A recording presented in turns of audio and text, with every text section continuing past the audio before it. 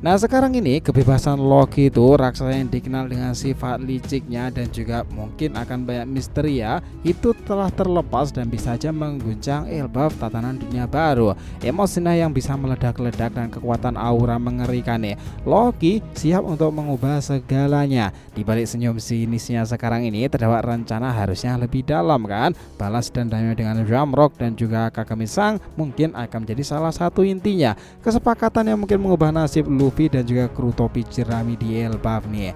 Nah ketika Hajurin berjuang untuk menghentikan Luffy dan juga Loki kemarin itu, dia bersiap untuk membalaskan dendamnya ya.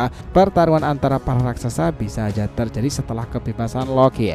Well, apakah Loki akan menjadi sekutu atau bahkan musuh? Yes, ini menarik loh untuk dibahas selanjutnya karena itu juga akan terlibat dengan para kesatria suci. Selamat datang teman-teman, kita akan bahas alur cerita pada di sini dengan Mimin di sini, Joy Boy The Library of Nika. Let's go, kita mulai ceritanya.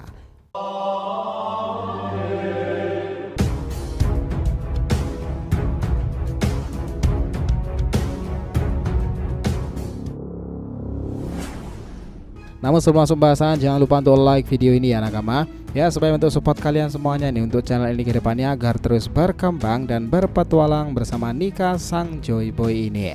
Nah jika sudah, terima kasih banyak dan mari kita mulai petualangannya. Jadi itu gini, kondisi di Elbaf tuh makin memanas. Harusnya para raksasa mulai bersiap menghadapi sesuatu yang bisa menjadi mengubah nasib negeri mereka. Luka lama masih membekas dalam ingatan semua orang. Kini ada ancaman baru yang muncul sekarang ini, sesuatu yang bisa membawa kehancuran lebih besar daripada yang mereka bayangkan setelah keadaan yang terjadi pada Loki. Di tengah situasi genting ini loh nakama, Hajurin yang dikenal sebagai prajurit pemberani di desa tersebut mengambil langkah yang sangat beresiko. Tanpa ragu dia turun ke dunia bawah menghadapi bahaya tanpa perlindungan apapun. Hampir saja nyawanya itu melayang dalam proses tersebut jika berhadapan dengan mereka kan, si Loki itu dengan Hajurin. Nah tekadnya melindungi tanah tersebut itu lebih besar daripada rasa takutnya sepertinya. Nah ancaman di sini itu bukan hanya soal Loki, tetapi itu juga akan melibatkan beberapa atribut rekan lainnya. Pembebasan Loki menjadi inti dari semua peristiwa yang terjadi di chapter kemarin kan, dan di chapter ke depan segalanya kian seru. Ketakutan besar yang menyelimuti mereka di tanah suci Elbaf karena tidak ada yang bisa benar-benar memastikan ya apakah Loki akan menjadi sekutu atau justru ancaman mematikan bagi Elbaf dan juga Luffy. Satu hal yang jelas nakama, emosi Loki yang meluap-luap dan instingnya yang haus kekerasan bisa ngebawa malapetaka kan. Jelas itu tidak butuh waktu lama bagi Luffy untuk menyadari bahwa pertarungan lawan Loki sudah di depan mata. Yang membuat Loki itu semakin berbahaya pula itu adalah bukan soal kekuatannya saja. Kekuatan dan juga kecerdikannya itu saling bebarengan tuh. Dia bukan sekedar raksasa yang bertindak tanpa mikir sebenarnya. Licik, penuh tipu daya, dan itulah sebabnya informasi referensi Loki selalu seperti itu. Saat pertama kali dibebaskan, dia berpura-pura pingsan untuk mengecoh Luffy Zoro nih. Begitu mereka lengah, Loki langsung bangkit dengan senyum sinis dan meraih palunya. Cerita legendaris itu memanglah menarik dengan nama sebutan Mjolnir nih. Tapi di sini kayaknya itu sebutannya adalah Ragnir teman-teman. Nah Ragnir itu bukanlah palu biasa. Kekuatan senjata itu begitu dahsyat hingga disebut-sebut mampu menghancurkan gunung hanya dengan sekali hantaman loh. Luar biasa nggak tuh? Baik penduduk Elbaf, palu ini bukan sekedar senjata atau bahkan legenda semata, simbol kehancuran sih sebutannya. Loki memegang dengan penuh percaya diri seolah-olah dia baru saja mendapatkan kembali takdirnya sebagai sang dewa penghancur. Karena sebelumnya ya nakama, Loki itu sempat menawarkan kesepakatan pada Luffy. Dia mengaku mengetahui keberadaan Sang dan bersedia mengungkapkannya sebagai imbalan atas kebebasan tersebut. Setelah melihat kelicikan Loki, tidak ada yang bisa menjamin sekarang bahwa tawaran itu bukan sekedar tipu muslihat belaka kan. Meski begitu, mungkin ada sedikit kebenaran di balik kata-kata yang penuh kebohongan sendiri. Karena kita tahu Oda itu selalu menggambarkan Loki sebagai sosok yang penuh tipu daya dalam cerita Asgardia, sesuai dengan mitologi Nordik yang menjadi inspirasi keberadaan karakternya. Dalam legenda Nordik nakama, dia dikenal sebagai dewa yang berada di antara kebaikan dan kejahatan. Ya kayak di film saga Avengers lah. Tidak sepenuhnya condong ke salah satu sisi. Begitu pula di Elbaf, Loki menjadi sosok yang sulit untuk ditebak tuh perannya. Meski Zoro telah membebaskannya dengan hati-hati dan dapat mengikat kakinya dengan rantai Kairoseki, mereka masih meremehkan kekuatan Loki. Dengan mudah Loki menggunakan palunya untuk menghancurkan rantai tersebut. Hal ini mengejutkan semua orang karena tidak ada yang menyangka bahwa palu itu memiliki kekuatan sebesar itu. Posturnya yang tegap, tinggi, ukurannya lebih besar dari raksasa lain, jelas bukan raksasa biasa sih si raksasa Loki itu. Zoro bahkan membandingkannya dengan raksasa kuno loh. Itu mengindikasikan bahwa ada sesuatu yang lebih besar dari sekedar garis keturunannya. Ditambah lagi tanduk yang ada di kepalanya bukan sekedar hiasan semata, itu melainkan bagian dari tubuhnya yang asli, sama seperti King Harald kala itu sebelum menghancurkan tanduknya ya. Terutama karena keterlibatan bajak laut topi jerami. Memang ada suara-suara yang menyerukan pengusiran Luffy dan krunya dari Elbaf. Ada masalah yang lebih besar yang sedang mengancam negeri mereka. Serangan dari para kesatria suci dan juga penculikan anak-anak raksasa di sekolah Walrus itu harusnya sudah sedang terjadi. Di antara semua ini nakama, perhatian pun tertuju pada Ragnir itu, palu yang dipegang Loki. Karena palu ini memiliki kemiripan yang mencolok dengan Mjolnir kan, palu milik Thor dalam mitologi Nordik sendiri. Dalam legendanya, Mjolnir memiliki kekuatan luar biasa, mampu menghancurkan apapun dan kembali ke pemiliknya seperti bumerang. Ragnir juga memiliki kekuatan yang mirip serupa, bahkan mampu melepaskan peti dan menciptakan suara gemuruh saat digunakan tuh. Hajrudin itu menyadari bahwa palu itu memperingatkan Loki untuk tidak menggunakannya. Namun Loki tidak peduli, yang lebih mengerikan adalah bahwa petir dari Ragnir memiliki efek yang sangat berbahaya bagi pohon Adam, pohon legendaris yang memiliki dasar dari Elbaf. Seperti yang telah dijelaskan sebelumnya oleh Reply kepada Franky ya, bahwa pohon Adam sangat rentan terhadap serangan petir dan juga api loh. Well, sepertinya itu memanglah menjadi salah satu kelemahan dari pohon tersebut.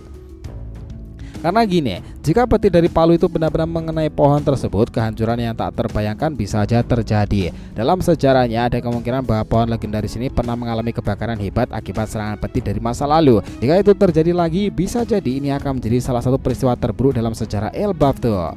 Kita ingat dalam mural kuno yang ada di Elbaf terdapat gambaran tentang 3 dunia yang akhirnya bersatu dalam satu era baru kan.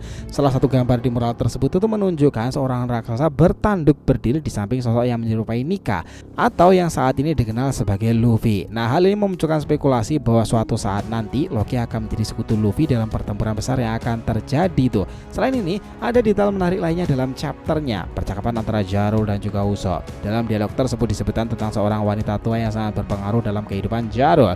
Apakah ini hanya sekedar cerita sampingan atau justru memiliki makna yang lebih dalam?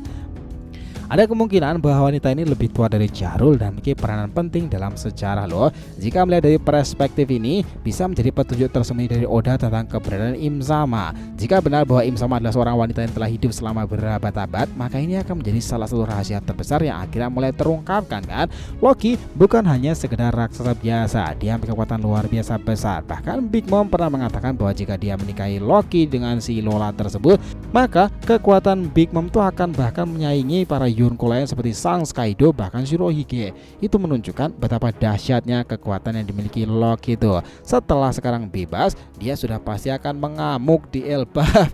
Target utamanya jelas Shamrock yang pernah menyiksanya dengan kejam hingga nyaris membunuhnya. Loki tidak akan membiarkan hal itu begitu terjadi nih. Selain itu, para kesatria suci yang ingin menculik anak-anak raksasa yang menjadi musuh yang harus dihancurkan itu, para kelompok dari kaum naga langit, para elit tersebut kesatria suci harus menghadapi bagaimana amukan dari Loki. Jika benar Loki memiliki dendam mendalam terhadap Tenryubito pula dan ingin melawan mereka, maka ada kemungkinan dia akan berpihak kepada para raksasa sementara ini dan memimpin perang mereka dalam perlawanan melawan pemerintahan pusat. Kekuatan luar biasanya dan kebenciannya itu yang mendalam terhadap Tenryubito itu bisa menjadi alasan ya Loki bisa menjadi senjata paling berbahaya ampuh yang pernah dimiliki Elbaf sekarang. Di balik semua ini nakama, memang pertanyaannya apakah Sang akan segera muncul tuh setelah Loki bebas. Mungkin belum saatnya bagi Sang untuk bertemu dengan Luffy, tetapi jelas bahwa semua peristiwa itu mengarah pada sesuatu lebih besar. Luffy Zoro kini menghadapi tanggung jawab besar setelah membebaskan Loki. Apa yang akan dilakukan Loki selanjutnya? Apakah dia akan menghancurkan Elbaf dan tatanan dunia baru melalui Elbaf itu? Ya, segalanya bisa saja terjadi kan, karena kita tahu sendiri bahwa bagaimana sang pangeran tersebut tuh luar biasa kuatnya tuh. Jadi kalau mau disimpulkan ya nakama, bahwa ketegangan yang mendalam di antara ras raksasa Elbaf sendiri, kebebasan Loki menjadi titik awal dari konflik lebih besar. Karakter yang kompleks tersebut itu menampilkan sisi-sisi dramatis aura menyeramkan setelah kebebasannya. Dengan palu petirnya itu segalanya bisa dilakukan oleh Loki itu. Yang menurut Zoro sendiri itu dia bahwa terlahir dari garis keturunan raksasa kuno seperti Oars mungkin. Tidak hanya menjadi ancaman bagi Luffy saja, tetapi juga para raksasa lain seperti Hachirudin kan. Nah, informasi tentang Loki sepertinya akan saling berbarengan dengan informasi yang terjadi dengan Paul Adam di masa lalu sebelumnya. Latar belakang mitologi kekuatannya yang berhubungan dengan karakter-karakter khusus, entah seperti John Mungar atau bahkan Fenrir, menambah bisa menarik dalam kisah Asgard ke depannya. Dan sekarang tuh yang direferensikan dalam cerita di One Piece Art Elbaf-nya nakama. Kalian mungkin akan sepakat bagaimana melihat keseruan dan kehebohan sang raksasa terkutuk Loki itu sendiri. Sepakat? Itulah tadi ya bahasa kita mengenai apa yang akan terjadi dengan pertempuran selanjutnya Luffy, Nika pada Loki yang akan mengamuk itu. Terima kasih banyak telah menonton cerita ini sampai akhir. Jika kalian punya pendapat, langsung aja komentar di bawahnya dan kita akan usahakan respon nakama. Sampai jumpa di video selanjutnya, dan Joy Boy Sang Nika telah kembali ke peradaban One Piece.